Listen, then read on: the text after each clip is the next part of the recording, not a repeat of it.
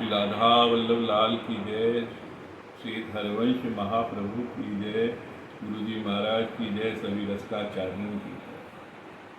तो अधिक मास के भक्ति चरित्र में जो पिछले भाग में हमने कहा आपसे मोहनदास काइस जी की जो डाला मऊ की कथा बताई चरित्र, कि हम इस भाग में जो आपसे कहने जा रहे हैं वो सुंदरदास जी काइस थे।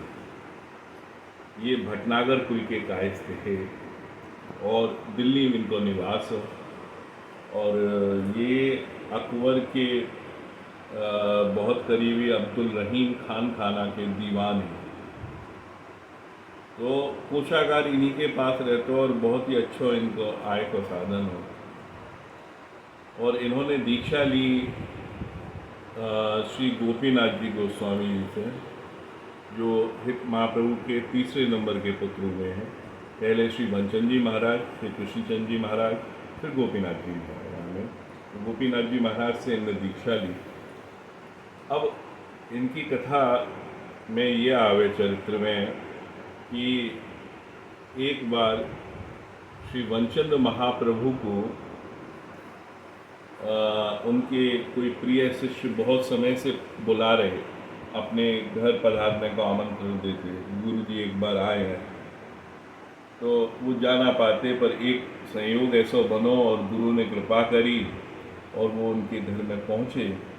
जब वहाँ पहुँचे उनके घर में तो उनने पधरावनी करी, बड़ा उत्सव उनको मनोरथ सिद्ध भयो कि गुरु उनके घर आए। यह सुन के कि हमारे गुरु के बड़े भाई दिल्ली में ही यहाँ पे आए हुए हैं, तो ये भी वहाँ स्थान पे पहुँच गए और इन्होंने आमंत्रण दिया अपने यहाँ के लिए। जब वंचन जी महाराज इनके यहाँ पे पहुँचे तो वहाँ इन्होंने 1,00,000 रुपये के मूल्य के गहने और आभूषण और सब इनको देने चाहे। और देने के साथ में जब इतनों इन्होंने दियो अशरफी वगैरह, और ये कहने कि उनके आसन के नीचे बिछा दिया सब। जब वो उठे तो कहे कि ये तो आपकी है, आप लेके जाओ।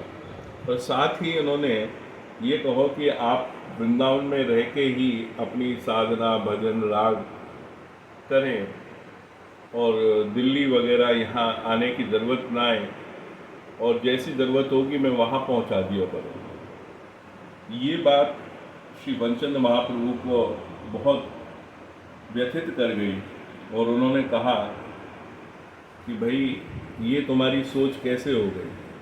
धरती पे ईश्वर को भी आनो भक्त के कल्याण के लिए, भक्ति के पोषण के लिए है। तो जो भी संत प्रवृत्ति प्रभु को नाम लेने वालों यहाँ आ रहे या पृथ्वी पे कहीं पे भी जा रहे हैं, तो वहाँ की प्रेरणा है। जैसे सूर्य अंधकार को मिटावे अलग अलग स्थान पे अलग अलग समय पे, ऐसे ही संत लोग जो अज्ञान का अंधकार है उसको मिटाने के लिए अलग अलग स्थान तक पहुँचते हैं। तो वही क्रम में मेरा आनो भयो, मेरे प्रिय ने मुझे यहाँ बुलायो और तुमने अहंकार बस मुझसे ऐसी बात कही। उन्हें बड़ो दुख भयो क्योंकि वंचंद महाप्रभु ने कोई भेंट स्वीकार ना करी और वो वापस आ गए वृंदावन। और पीछे से इन्होंने अन्न जल छोड़ दियो और केवल थोड़ा सा दूध लेके अपना राजकाज करने लगे। बोले कि मेरे से जब तक वो प्रसन्न ना होंगे, मुझे क्षमा नहीं करेंगे, तब तक मैं ये नहीं लूँगा। जब ये बात उनके गुरु श्री गोपीनाथ जी गोस्वामी देवबंद में जब वो सेवा कर रहे वहाँ मालूम पड़ी, तो वो दिल्ली आए और अपने शिष्य को लेके अपने बड़े भाई ज्येष्ठ भ्राता श्री वंचंद महाप्रभु के समक्ष ले गए। तो उन्होंने माफ़ तो कर दियो, पर सामग्री जो उन्हें धन देना चाहे हो वो लेने से फिर दोबारा अस्वीकार कर दिया। तो उन्होंने कही कि ये धन तो मैं आपको दे चुका हूँ, तो आप अपने बामे ना लेके कोई सेवा कार्य में, मंदिर निर्माण में आप लो इसे। यह चीज़ उन्हें आई समझ में, पर उन्होंने कही कि यहाँ पे कुछ प्रतिज्ञा ऐसी बंधी आवे कि या प्रतिज्ञा के अंदर पहले भी 2 लोग आ चुके हैं जिन्हें हम मना कर चुके हैं। जो एक तो थे गोपाल सिंह जादव, ये भी काफ़ी अच्छे पद पे है। और ऐसो भयो है कि ये सुनने में आवे कि जब बादशाह अकबर बैठे तो उनके समय पे काफ़ी हिंदू तीर्थन में निर्माण और हिंदू धर्म के कार्य में व्यवधान जो आता उनसे पहले के समय के जो बादशाह वगैरह रहे वो दूर हो गए, और उन्होंने कई लोगों को तो अपने यहाँ ही राज दरबार में हिंदुओं को रखो।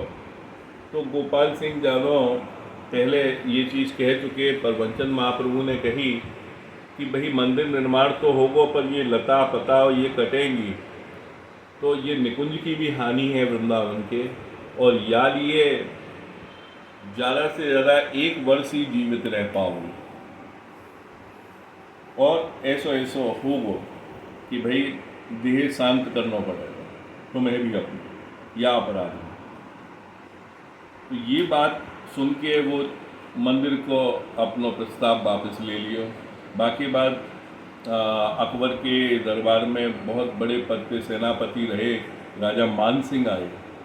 राजा मान सिंह से भी यही बात कही तो वो भी वो प्रस्ताव को वापस ले लियो, और वो श्री चैतन्य संप्रदाय में श्री रूप गोस्वामी पाद के पास में गए, और बाद में काफ़ी समय के बाद ये गोविंद देव जी को फिर मंदिर का निर्माण को उन्होंने कराया।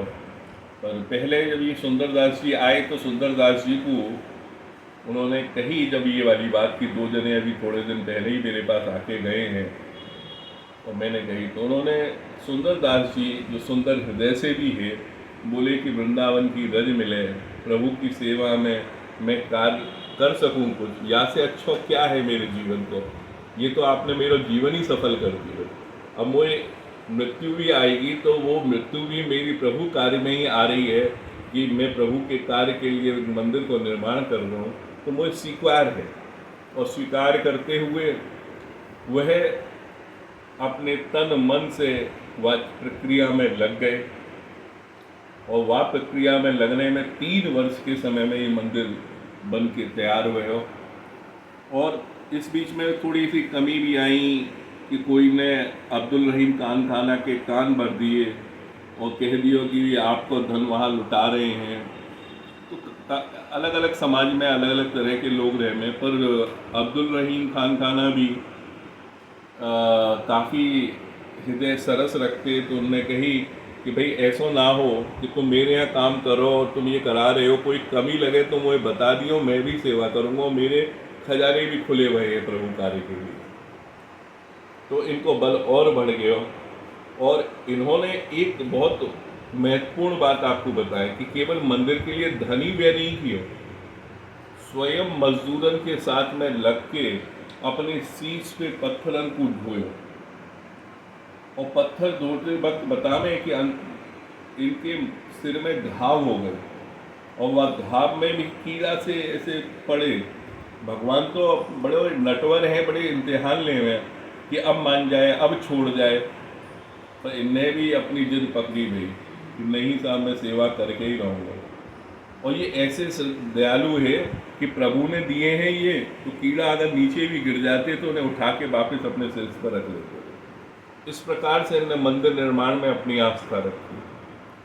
और कार्तिक सुद की जो त्रयोदशी आवे शुक्ल पक्ष की 13 वह में श्री राधा वल्लभ लाल जी में विराजमान हुए, और जो इन्होंने गुरु जी से अपनी आज्ञा ली कि मुझे 1 वर्ष की आयु जरूर मिले, तो 1 वर्ष के सारे उत्सव किए। और अंतिम दिन जब दोबारा से त्रयोदशी आई 1 वर्ष के बाद में, तो समाज में सभी भक्तगणों को जो रसिक है, जो इनके गुरु परिवार भेंट करी, सबको वस्त्र आदि दिए, और वाके बाद में सबसे प्रार्थना करी कि हित 84 को पद है, बनी वृषभान नंदनी आज, या को गान करो। और वो पद को गान करते करते जो लोग सब समाज में कर रहे, ये नृत्य करने के लिए उठे हैं, और नृत्य करते करते ही प्रभु के समक्ष इन्होंने अपना देह शांत किया। तो ऐसा अद्भुत चरित्र हो ये सुंदरदास जी का। इसको और बहुत सूक्ष्म हम कह पा रहे हैं क्योंकि यहाँ में इतना अंतराल नहीं मिले, क्योंकि इनकी बड़ी बड़ी विस्तृत लीलाएं भी हैं जो उन्होंने कार्य किया और जो चलो है बात समय को क्रम है। अभी तो हम आपसे इतना ही कहेंगे कि ये सुंदर दास जी को ये सुंदर चरित्र हमने आपको बताया श्री वृंदावन धाम से। हमारी सब रसकंतु जय जय श्री हरि, जय जय श्री हरि।